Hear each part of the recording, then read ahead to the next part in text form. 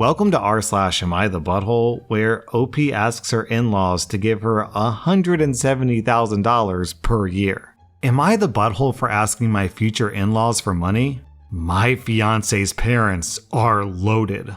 Old money loaded. They can afford what I'm asking, no problem. I make very good money at my job. I'm currently 27 and earn over $170K a year. My fiance Tim is a teacher. He doesn't make as much, but he has a trust fund, so he works sort of as a public service. It's big in his family. Recently, I had a weird conversation with him and his folks. They think that after the wedding, I should quit working and be a stay-at-home mom. I thought they were joking, and I kinda laughed. They were perfectly serious. They think it's emasculating that I earn more than Tim. Over the course of my career, I'll earn much more than him.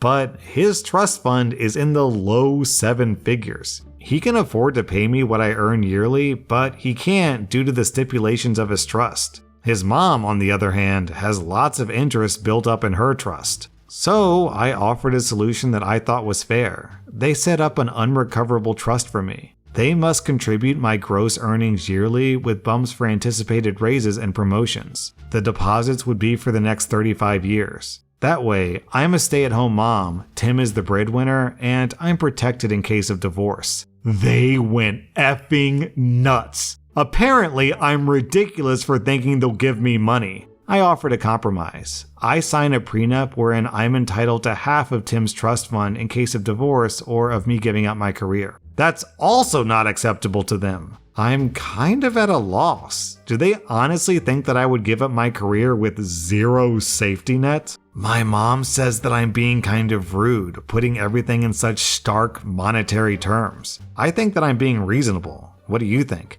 Okay, first off, your mom is dumb. Everything on earth is in such stark monetary terms because money makes the world go round. If you don't have it, you'll die or be homeless. Like, it's such crazy hypocrisy. They think it's okay to ask you to give up $170K a year, but you can't ask them to give up $170K a year? Where's the logic? And then in a divorce, they walk away with everything and you walk away with a ruined career? OP, I think the solution here is to just cut out the parents entirely from the conversation because their opinion is irrelevant. What matters is what you and Tim decide together. Have a conversation with them, try to figure out what the two of you want together, and then work towards making it happen. That's basically what marriage is, a partnership.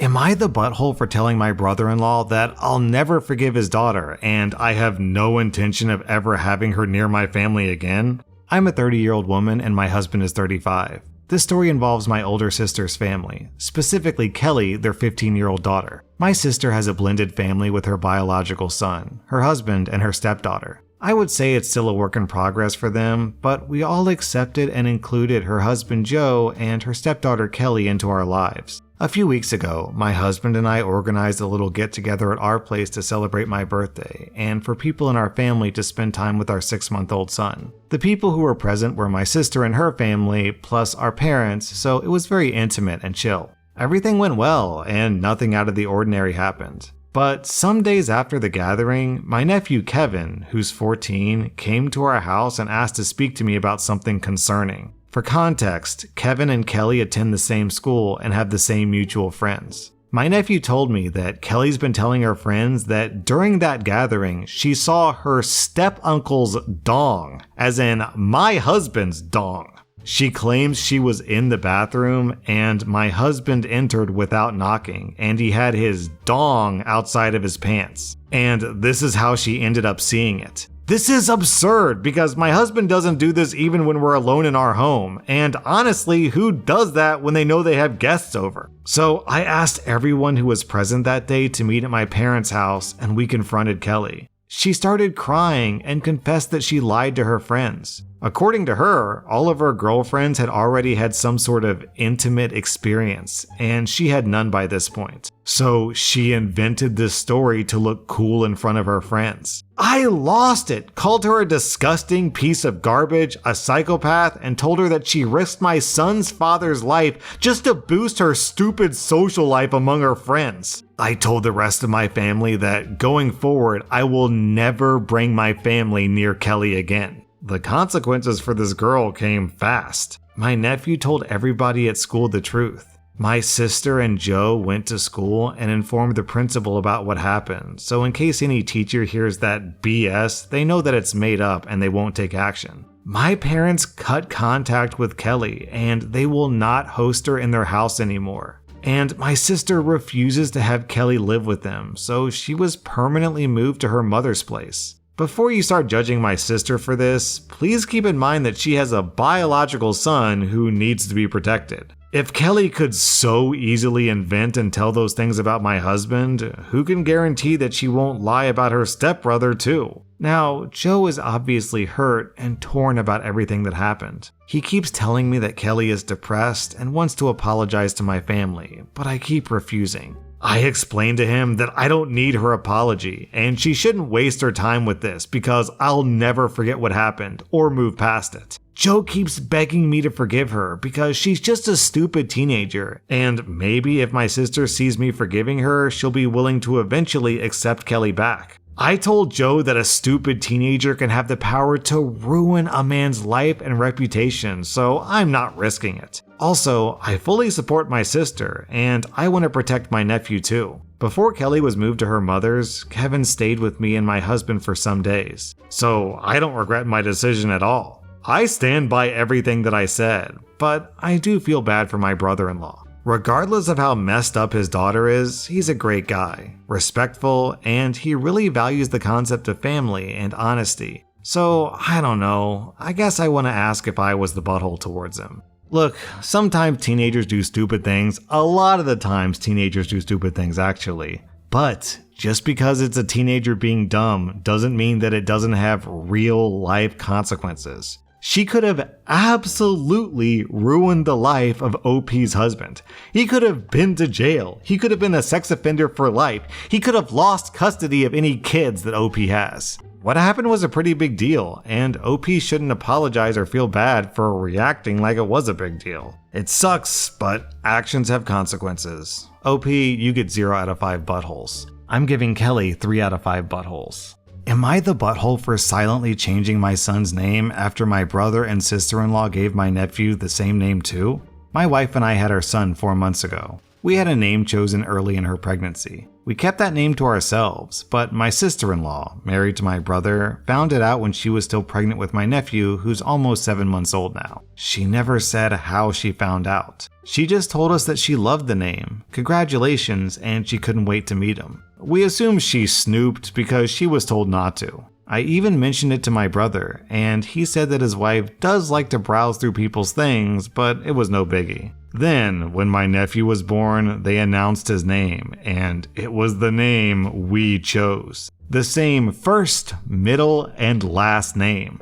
My brother called right after my sister-in-law posted the announcement, and he told me to keep quiet because his wife had a rough birth and she didn't need drama, and he knew we might not like it, but she really wanted the name. Her reason? My brother and I have matching twin-like names, and my sister-in-law wanted to connect our 2 boys by just giving them the same name so they were each other's namesake. My wife and I talked it over, and we decided to pick a different name. But we'd pretend to keep the original name until there was 0 risk of my sister-in-law changing my nephew's name. 6 months after a birth, it's harder to make a change in our state. We only started telling people the true name last week. My parents and sister said that it made sense. My friends and my in-laws understood why we did it. My brother told me that I upset his wife by silently doing this and taking away her choice to match the boys. He told me it was a dick move. I told him that his wife using the full name that we chose was a dick move.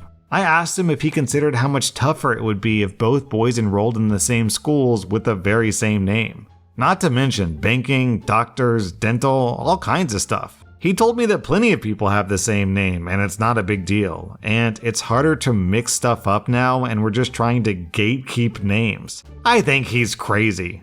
So does my wife. My wife said that my brother clearly doesn't want the sister-in-law to be mad. But am I the butthole for what I did? Like, are we weird for thinking of this kind of stuff? Yo, why are you even posting this? The sister-in-law is the butthole for snooping, and then also the butthole for stealing your name, and then also the butthole for getting mad at you for changing the name after the fact. What a dumb weirdo. OP, I'm giving you 0 out of 5 buttholes. I'm giving your brother and sister-in-law 1.5 out of 5 buttholes. Am I the butthole for letting daycare call Child Protective Services when my soon-to-be ex-husband failed to pick up our toddler from daycare?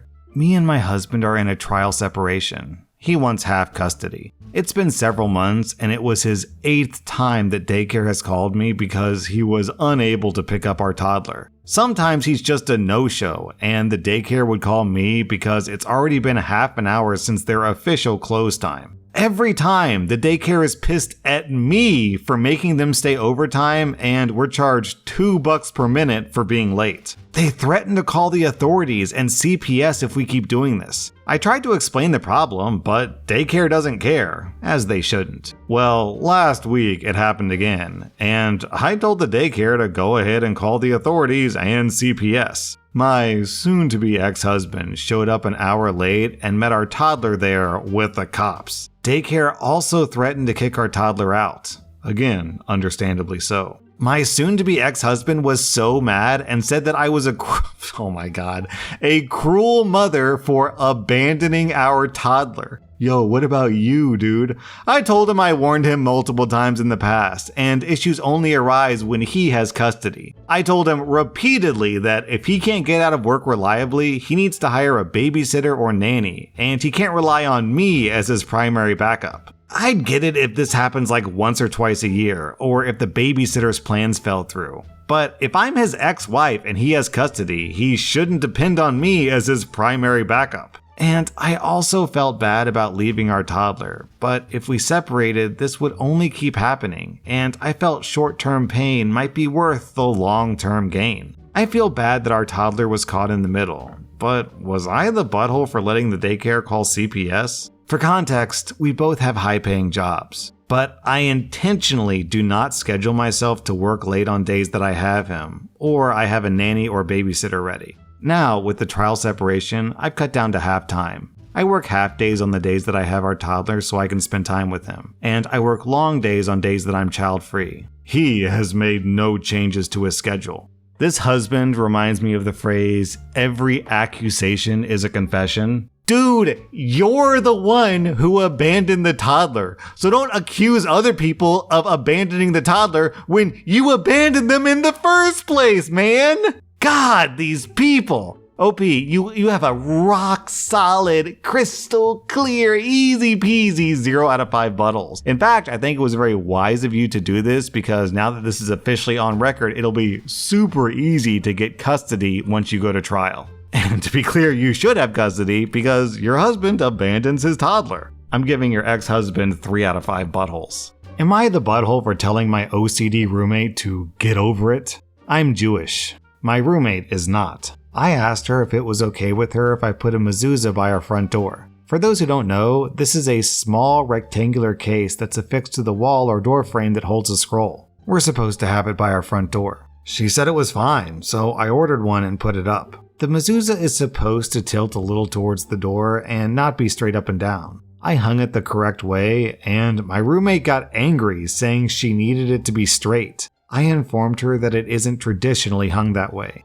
I did straighten it a little, but kept a slight tilt. She was still angry about it, like screaming angry. I reminded her that I endure the absolute explosion of Christmas decorations every year, and I never complain. And this was just a small piece of metal. She said this was different since it set off her OCD. I said I would take it down then. So I took it down, and there were holes in the wall where I had screwed it into the wall. I paid for maintenance to fill them, but the fill the maintenance guy used is a slightly different shade than the rest of the wall. Apparently, this also sets off her OCD, and she's angry with me now. I was just so done with the whole situation, and said she really needs to get over it. She said that I was the butthole for saying that since she has OCD. Is she right? Down in the comments, Sunlight Dog Hair says, "Hi, I have OCD. It gets worse when other people accommodate you like this. This is often something you get told in therapy. So she's not in therapy. She's just raw dogging OCD and asking those around her to accommodate her worsening symptoms. You wouldn't even be helping her, not the butthole. Yeah, I think the even worse thing than the OCD argument is the hypocrisy, because if she can put up Christmas decorations, then you can put up a mezuzah. That was rSlash Am I the Butthole, and if you like this content, check out my podcast where I publish the exact same episodes. Also, hit that subscribe button because I put out new Reddit videos every single day.